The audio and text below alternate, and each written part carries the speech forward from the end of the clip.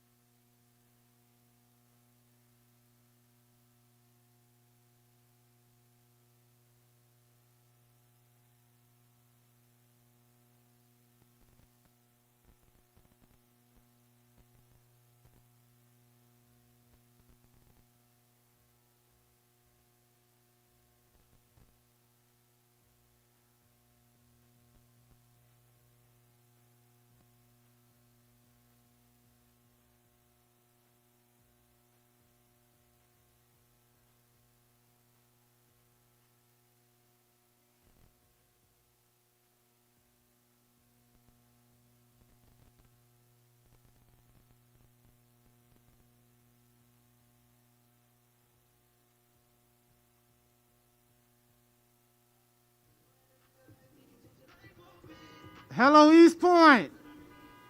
Hello, East Point.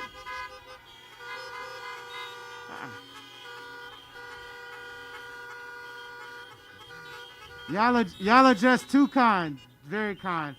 If I could have all of our speakers to meet me behind stage, please. All of our speakers, please meet me behind stage. Thank you so much.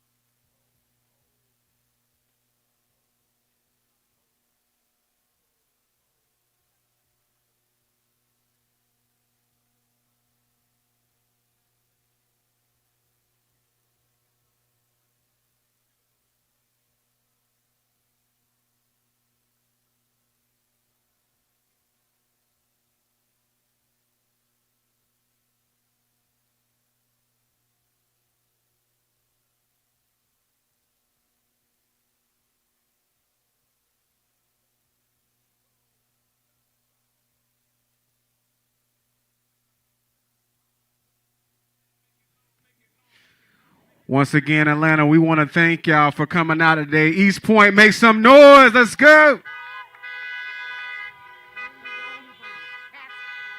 Once again, we thank y'all. We thank y'all. At this time, I would like to introduce our first speaker. We're going to have Pastor Olu Brown come to the stage. How's everybody doing? My name is Olu, and it's a pleasure to serve as the pastor here of Impact United Methodist Church. I have been a friend of Reverend Warnock for many years, and I know him to be an honest and a great individual, and it is my personal pleasure to support him for U.S. Senate.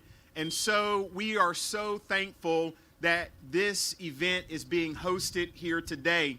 You are sitting on the property that just a few years ago was an economic blight to our community and to our city.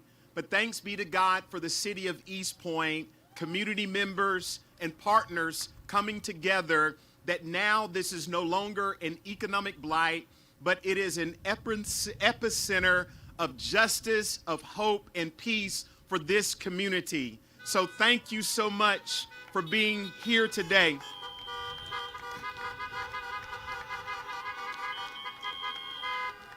And as a church, not only are we focused on the spirit, but we're focused on workforce readiness, we're focused on education success, and we're also focused on healthy living, which are things that we know Reverend Warnock is concerned about and will help to do when he makes it to the U.S. Senate.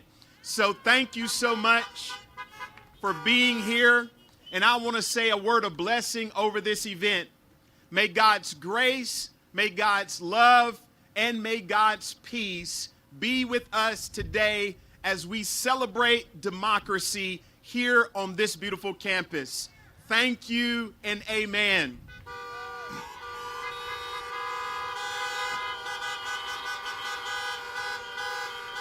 It is with great pleasure that I introduce our next speaker, who is what we call one of our impactors here at this church. On Mondays during COVID-19, he would be here in this parking lot serving food and meals to families who had gone without eating.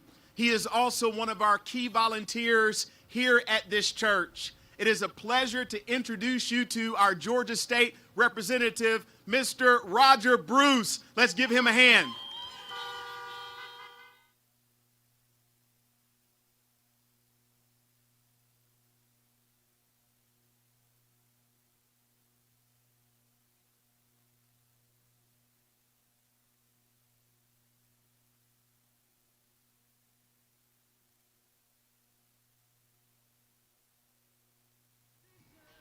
Happy Sunday, everybody.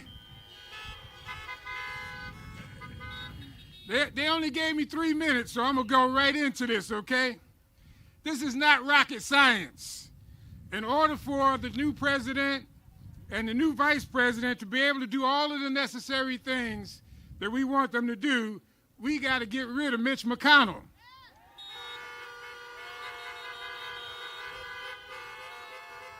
In order to get rid of Mitch McConnell, we have to elect 2 people to be in the Senate. They will get 50, each side will have 50 votes. And guess who gets to break the tie? We get to break the tie. I got a few questions I want you to answer for me, okay? Do we want to get health care for everybody?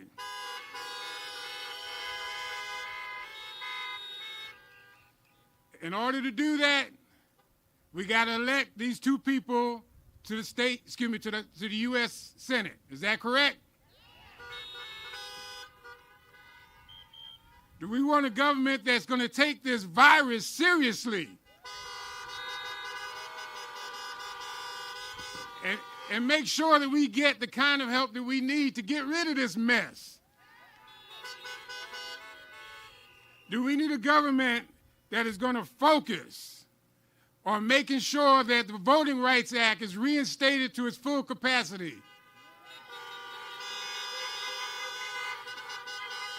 We want that pre-clearance section put back in there. If we want these things, then we have got to get people out to the polls. We got to get them out to vote. And the only way we're going to do that is if we go to the polls and we vote and take somebody with us that is not voted. This is not rocket science. Everybody here voted?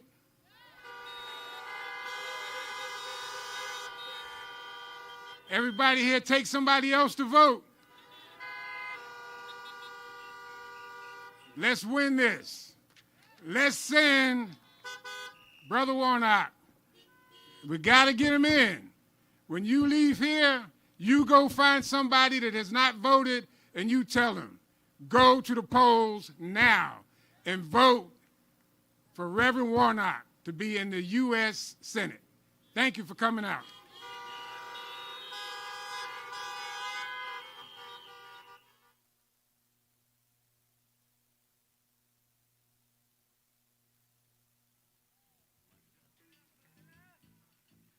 All right. Next up,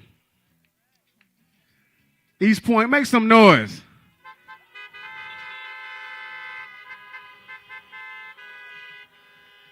All right. Next up, we have Mrs. Kim Schofield making her way up to the podium.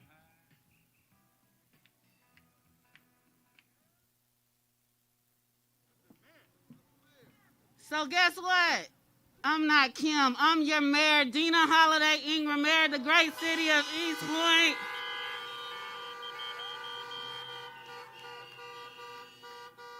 And as the mayor here in the great city of East Point, I'm honored to welcome you to our great city where there is no point like East Point. Our own American hero, Congressman John Lewis, said, the responsibilities is ours alone to build a better society. I am here today to tell you that the road to a better society for all of Georgia and America runs through the city of East Point. Who here is ready to win the Senate majority? Who will commit with me today to finish the job of John Lewis? Who will commit today to take action to elect John Ossoff and Raphael Warnock as Georgia's next U.S. Senators? Well, Georgia, with the leadership of Stacey Abrams, grassroots organizations, and each and every one of you, today, Georgia is blue. Georgians elected and the electors have cast their ballots for President-elect Joe Biden and Vice President-elect Kamala Harris. Yes, the first woman, the first black woman, and the first Asian American vice president. And you know what? Georgia made it happen. But my friends, we have unfinished business. The success of the next administration and voting rights, housing, justice, livable wages, healthcare, education, equality, equity, and more are hanging in the balance and depending on Georgians to finish strong. John Lewis said, our struggle is the struggle of a lifetime, and each one of us in every generation must do our part. Friends, I tell you today, ours is the generation to finish the job of John Lewis started 60 years ago. Voter turnout, not posters, will determine this election. It is time to turn out and demand that elected officials put people over politics, profits, and party. And I know that Raphael Warnock and John Ossoff as U.S. Senators will do just that. Fight valiantly daily for ordinary people. So friends, if you believe that in the change that we seek, then join me and commit today to do all you can to turn out voters, show up, and make all the good trouble for Raphael Warnock on January 5th. So let's finish strong. Vote, vote, vote. We win. Let's finish this.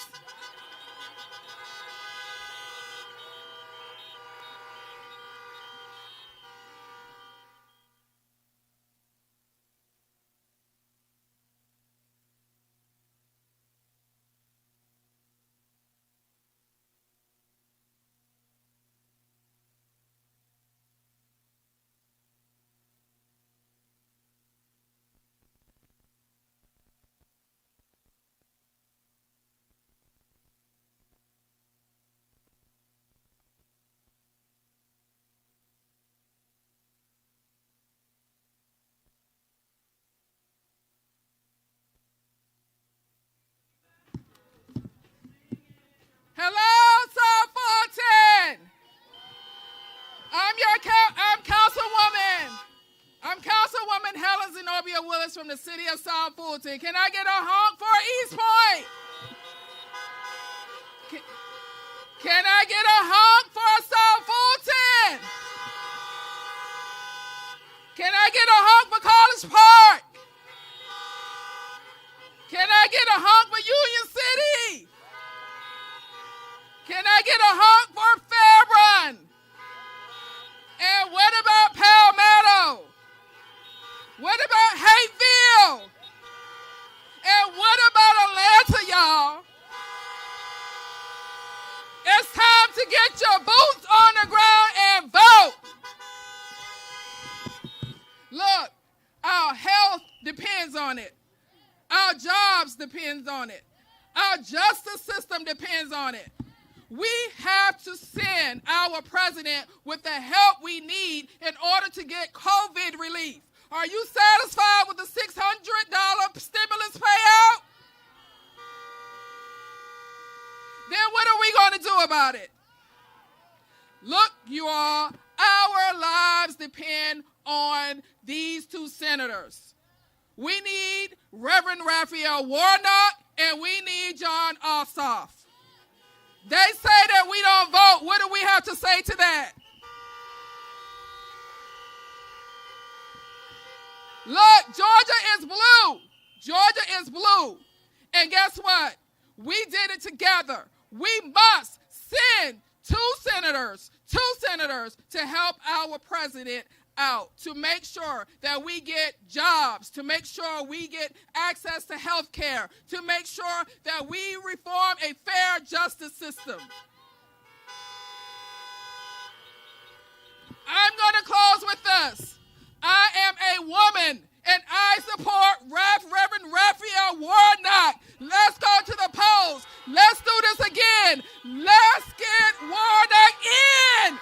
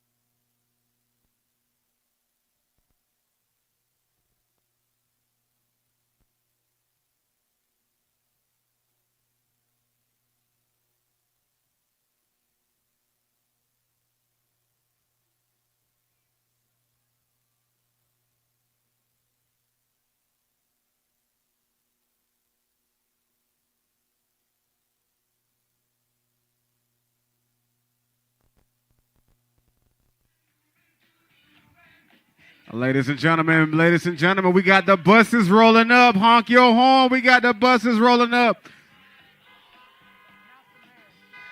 Right now? Ladies and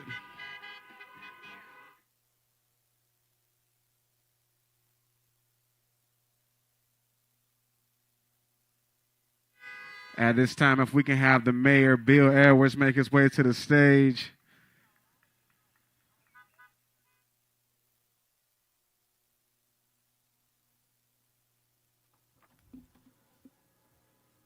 Well, good afternoon, everybody. I don't know about you, but I woke up this morning with Georgia on my mind. Did you wake up this morning with Georgia on your mind? And if you woke up this morning with Georgia on your mind, you had to wake up with also Raphael Warnock on your mind, John Ossoff on your mind.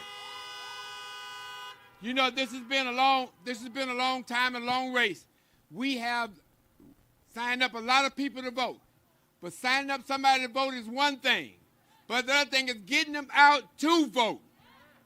And that's what we got to do. I won't be long because the man of the hour is here. But we have a chance now. Listen, we have won and ain't nothing they can do about it. And come January the 5th, we will win, and they still have nothing to do about it, nothing they can do. So I've known Raphael Warnock for a long time. He's a Morehouse man. He's a member of Alpha Phi Alpha Fraternity Incorporated. He is my friend and my frat brother, and I'm glad to have him in the city, in this city of East Point. Let's give a round of applause for Raphael Warnock.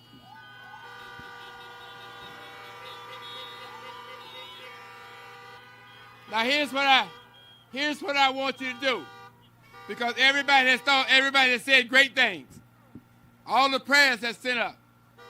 But now it's time to vote. And to vote for our future as we here today and the future of our children. And we only going to make it with Raphael Warnock. Now, Raphael always tells people, because of his name, he's always last on the list. He was last at Morehouse. He was last in the ballot. But he's number one in our hearts. He is number one in our hearts.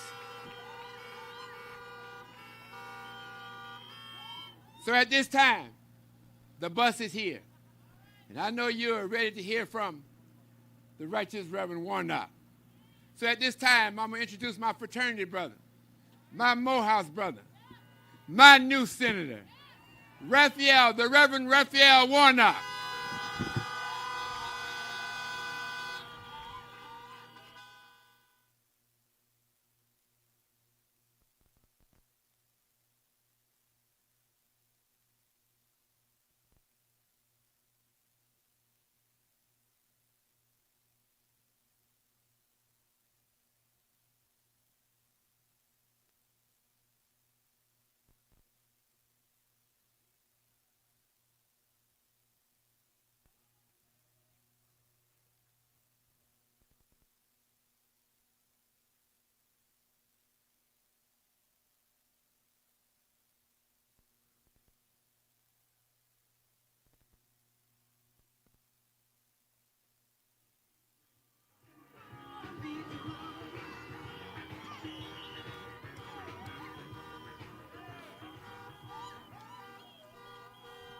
Well, hello, South Fulton.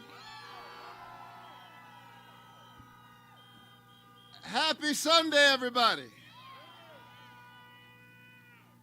Thank you so very much. It's wonderful to be here with you on this wonderful and beautiful Sunday afternoon. Y'all sound like you're ready to win an election.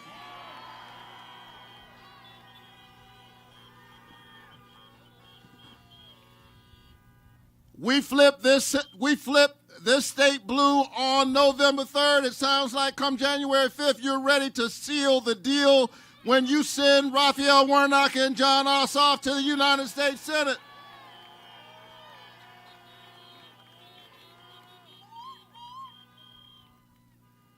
Tell the rest of America, welcome to the new Georgia, welcome to the blue Georgia.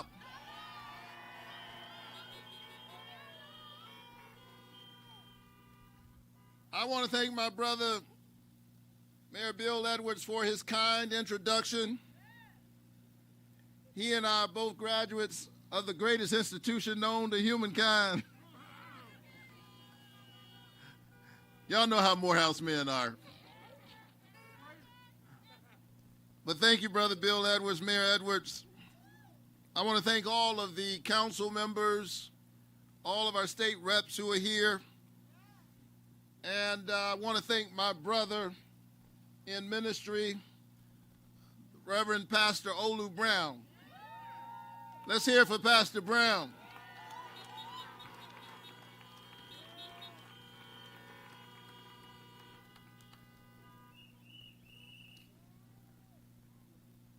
This is a defining moment in American history. There are elections and then there are elections. We say all the time that elections have consequences. But after over 300,000 American souls have perished,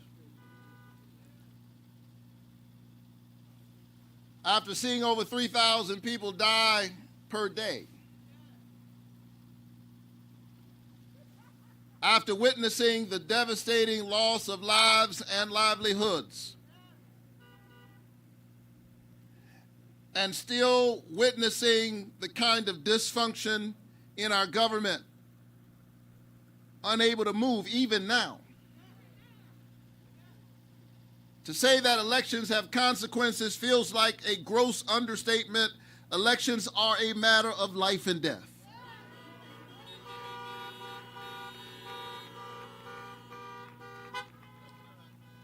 And so 9 days out from this election, I didn't come to Fulton County to ask you to vote for me. I've come to ask you to vote for your loved ones, vote for your mothers and your fathers and your grandmothers and your grandfathers and your friends. I came to ask you to vote for your children and your grandchildren.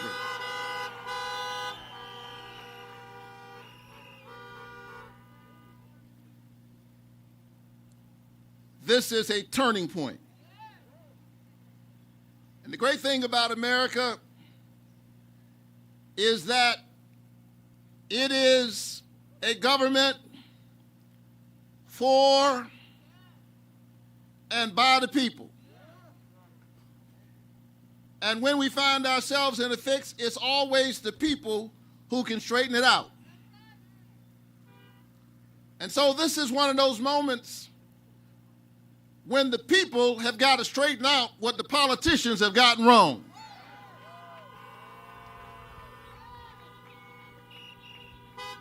That is the covenant we have with one another. It is a people knit together, not on the basis of race or ethnicity, not on the basis of national origin, not even on the basis of religion, but on the basis of an idea, a democratic idea that sees the spark of the divine in each of us, and so it understands that the only way I can be safe, I have to make sure my neighbor is safe. That's what we mean when we say equal protection under the law. That's what we mean by that great Latin phrase, e pluribus unum, out of many, one. We are a diverse democratic republic, and the only way for me to keep myself safe is to keep you safe.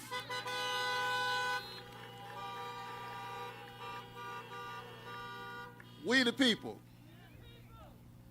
we who work because we have heart, but we have no health care. We the people. We who make others rich, but can barely afford the rent. We the people. Who are we?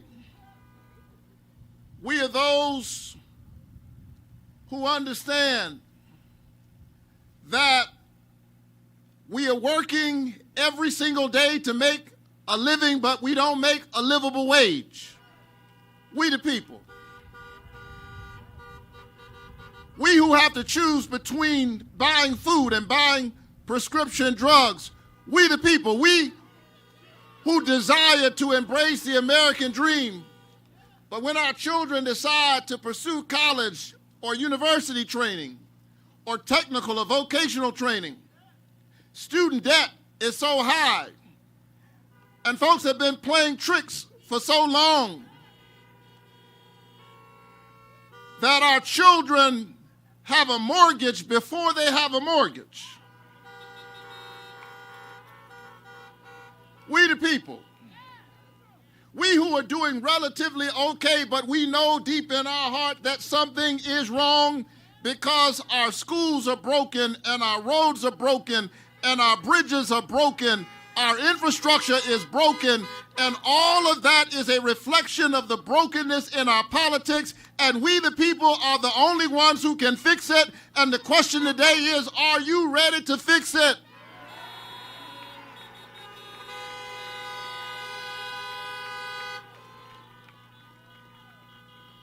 I grew up in Savannah, Georgia.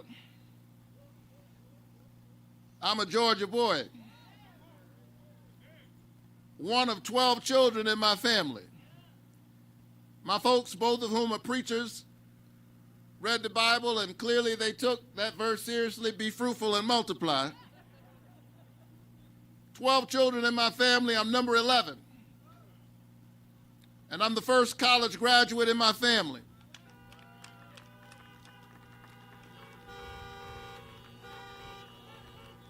I went on to earn a bachelor's degree from Morehouse, 2 master's degrees, and a PhD degree.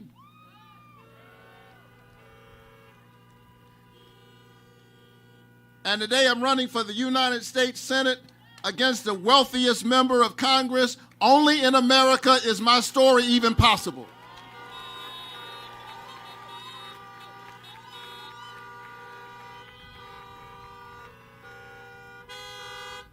America is a great country. And what makes it great is you always have a path to make it greater. It's a democratic nation. And what we've got to do is we've got to take our democracy back. It won't happen if you don't vote. Folk died too young, gave too much, sacrificed too much for you not to vote. John Lewis went across that Edmund Pettus Bridge, and all he had was a backpack facing down troopers. And when he went across that bridge, and not only him, there were other folk on that bridge. Don't forget about the sisters. Amelia Boynton was on that bridge. She was gassed that day. Hosea Williams was on that bridge. Schwerner, Cheney, and Goodman, 2 Jews and an African American, also stood up for voting rights during that same period. Viola Luiso, a white woman, lost her life fighting for voting rights because she understood that the only way for her to be safe was for her black sisters and brothers to be safe. James Reeb, a preacher, another white preacher, lost his life standing up for voting rights. And all you got to do is send in a form. All you got to do is make your way to the polls.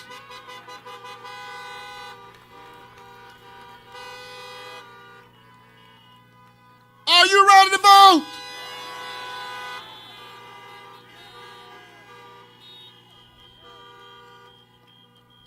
So don't waste any time.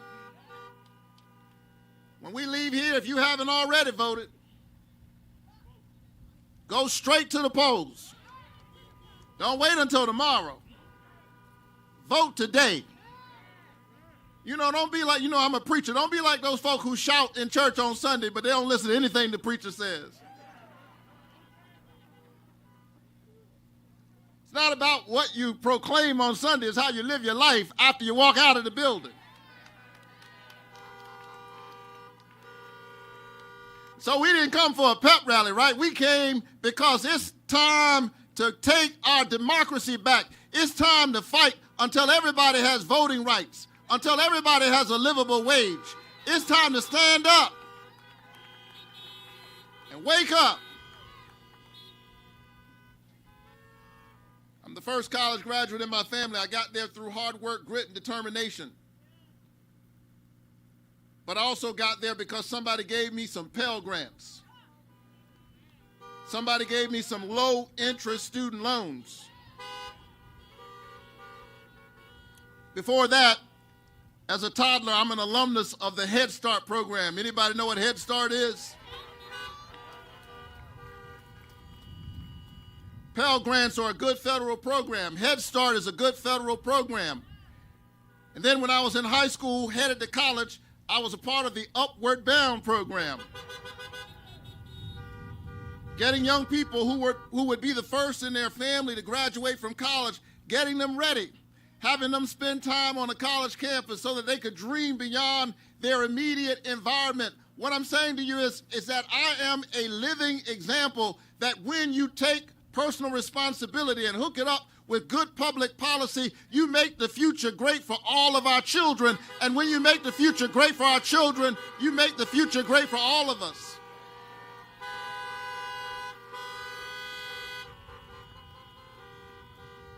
So we're not fooled by mealy-mouthed politicians who would have us choose between personal responsibility and good public policy. As if the money is theirs. The money is ours. That's our money. Somebody needs to tell Kelly Loeffler, that's our money.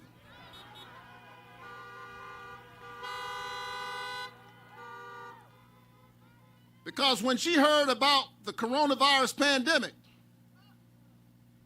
she was focused on her money. She dumped millions of dollars of stock and told you everything would be all right. She profited from a pandemic. Who does that? Excuse me, I grew up in public housing. In my neighborhood, we would say, where they do that at? She profited from the pandemic. And then when it came time to help just ordinary folk, salt of the earth, hard-working folk, hard-working Georgians who are doing it every day, giving it all they can and can barely make it, and then they lost their jobs, not to any fault of their own, but because of this virus and because of malfeasance, dereliction in duty by government that's supposed to protect you. You lost your jobs due to no fault of your own, and when it came time to give folks $600 of unemployment insurance, Kelly Loeffler said she saw no need.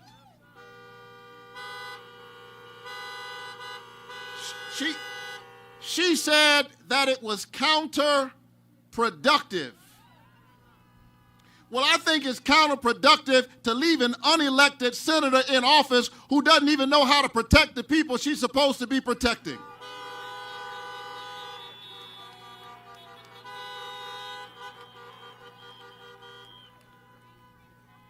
She's trying to make you afraid of me because she's afraid of you. She's afraid that you understand that she's been using her office to enrich herself rather than protect you. In her heart of hearts, she knows that she was appointed and the people of Georgia are disappointed, and come January 5th, the people of Georgia are coming to get their seat back.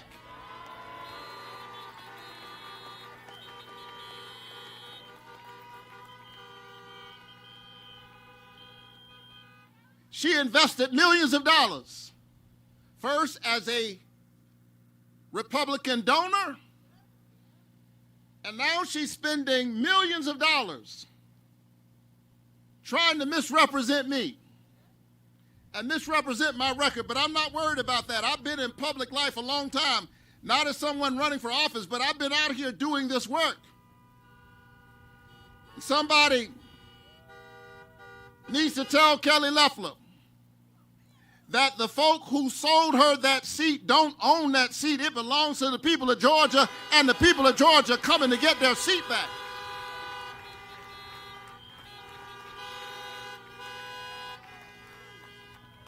Because the people of Georgia understand that if my neighbor doesn't have health care, if my neighbor is left vulnerable because she has a pre-existing condition, she may be uncovered, but because she's my neighbor, I too am unprotected. We should have known that before the pandemic. But a deadly airborne disease is a tragic opportunity to learn some eternal lessons. I'm sorry, they put the preacher behind the mic on a Sunday.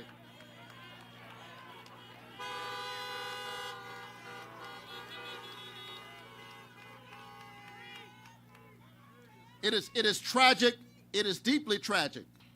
Over 300,000 American deaths. It is also the parable of a pandemic. We should have known before the pandemic that health care is a human right, and it is in my enlightened self-interest for my neighbor to be covered. But now that we're dealing with a deadly airborne disease, my neighbor can cough, and I'm in trouble because my neighbor coughed. That does not make my neighbor my enemy.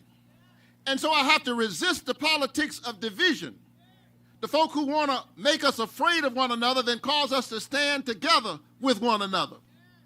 What that means is that we are as close together in our humanity as a cough. My neighbor is uncovered, but I'm protected, and so I should want my neighbor to have health care.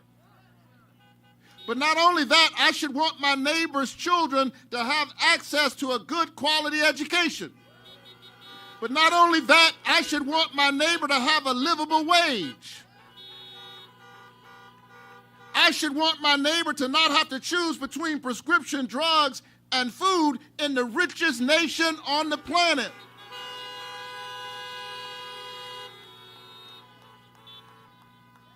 Dr. King said we're tied in a single garment of destiny, caught up in an inescapable network of mutuality. And whatever affects one directly affects all indirectly. He said, I can't be all that I ought to be until you are all that you ought to be. And you cannot be all that you ought to be until I'm all that I ought to be. We are caught up in this thing together. And there's nothing that can protect us from one another. And so we have to push back hard against the forces of bigotry and hatred and xenophobia.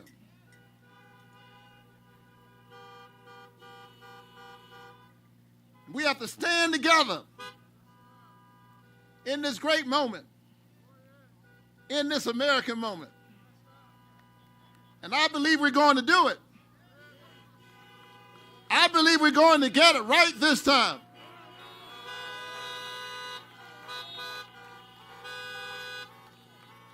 I believe that the people of Georgia are going to stand up once again and remind folk that this is Georgia, this is the home state of Martin Luther King Jr., and in this moment, we're going to help the whole country to get it right.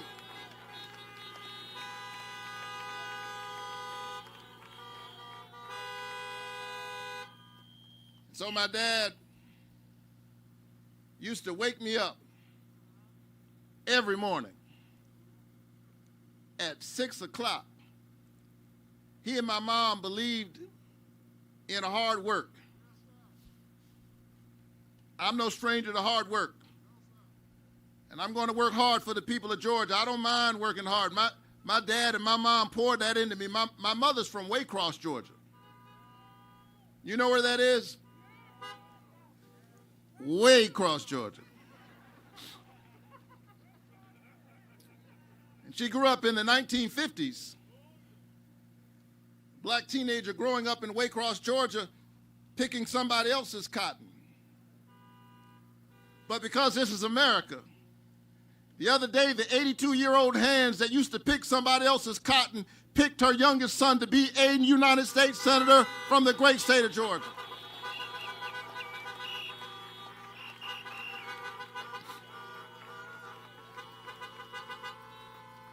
She said, son, work hard. If you work hard, you can make it in America. And you can help somebody else along the way. And so she poured that into me, and my dad would wake me up every morning at 6 o'clock. Didn't matter. Could have been a school day, could have been summertime. Just wake up. And he would say, get up. Get dressed. Put your shoes on, son. Get ready. Now, it was Saturday, and I said, Dad, put my shoes on. Get dressed. It's 6 o'clock. And I wasn't but 10 years old.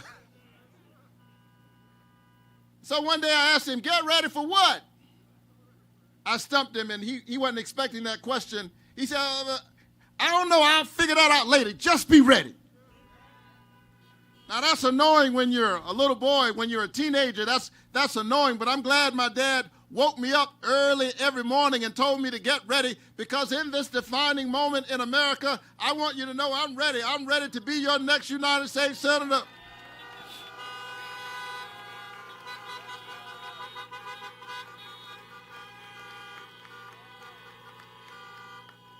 Georgia, are you ready to make history? More importantly, are you ready to make a difference? My dad would wake me up every morning at dawn. The thing about dawn is that it's already morning, but it's still dark. It's dark, but morning is on the way. It's dark right now.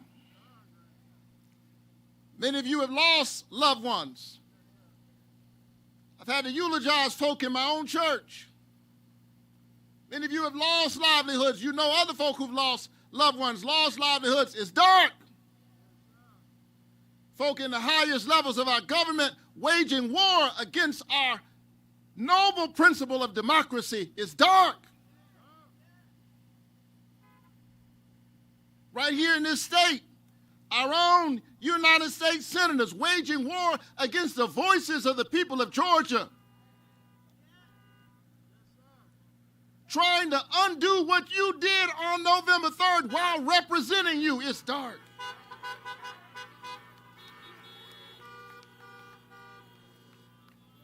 We got big issues. Pushing through this pandemic, pushing through this economic downturn is dark. But somewhere I read that weeping may endure for the night, but joy comes in the morning.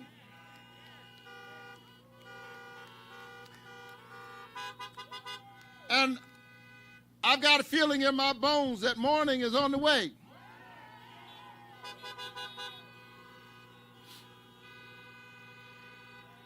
My dad said, I don't know exactly what I'll have for you to do. Just be ready. I'm telling you that morning is on the way. The question, Georgia, is, are you ready?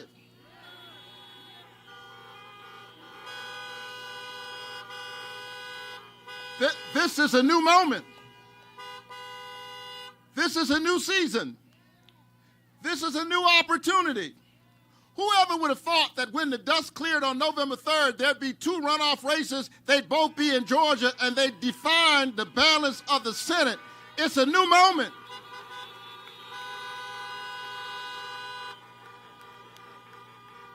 We are well positioned to undo the old Southern strategy where politicians got elected by dividing us. It's time we elect somebody who wants to bring us together. Are you ready?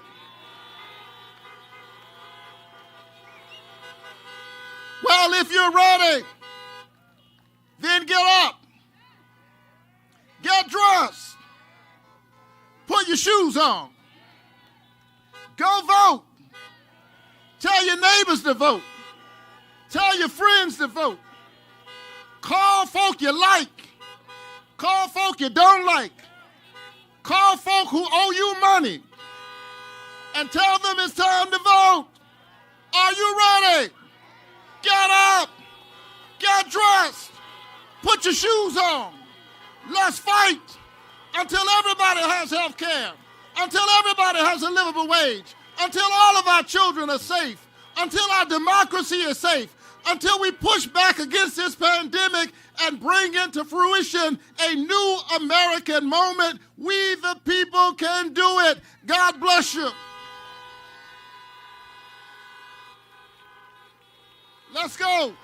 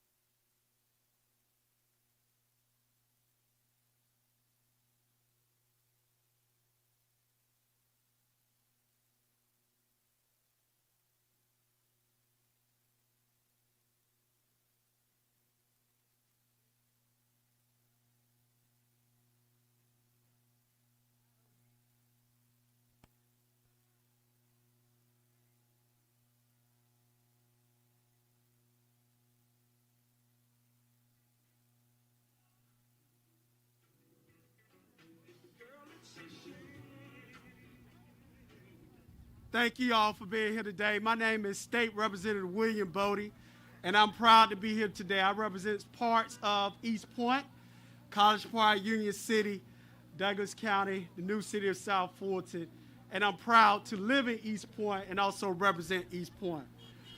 I'm also proud to be the co-chair of the Coalition of South Metro elected officials. We have elected officials from school board all the way up to Congress. And we are behind Pastor Raphael Warnock to be your next U.S. Senator. Now, when he talks about being an early riser, I know that all too well. We have very early morning conversations, even before pre-COVID, where we will always talk about solutions to the problems. And that's who we need in the U.S. Senate. Someone that's going to come up and give us solutions to the problems, and that's going to unite us. And I want to tell you all a quick story. We had the local elected officials of our organization that were on a call at 7 o'clock in the morning with Pastor Warnock. And when we got the message that we wanted to be, or we needed to be on the call with him at 7, the members of the coalition were like, I don't know if he's going to be up there early. When I say Pastor Warnock was up there early, and it looked like he had been up 2 hours already. And every time I've talked to him, including on that call, he was talking about solutions. And he even talks about what we could do to move Georgia forward. We need a U.S. senator that's going to go to the state capitol and get arrested because he wants to have Medicaid expanded. We need a U.S. senator that's going to push for a $2,000 stimulus check to make sure we get back to where we need to be pre-COVID. We need a U.S. senator that wants to bring us together. And we need Pastor Warnock in the U.S. Senate because he's up in the morning not checking his stock portfolio to see how much money he can make that day off stocks. He's up in the morning coming up with solutions for me and you. Vote Pastor Warnock on January the 5th and make him be our U.S. Senator for the state of Georgia who's duly elected to the U.S. Senate. Thank you.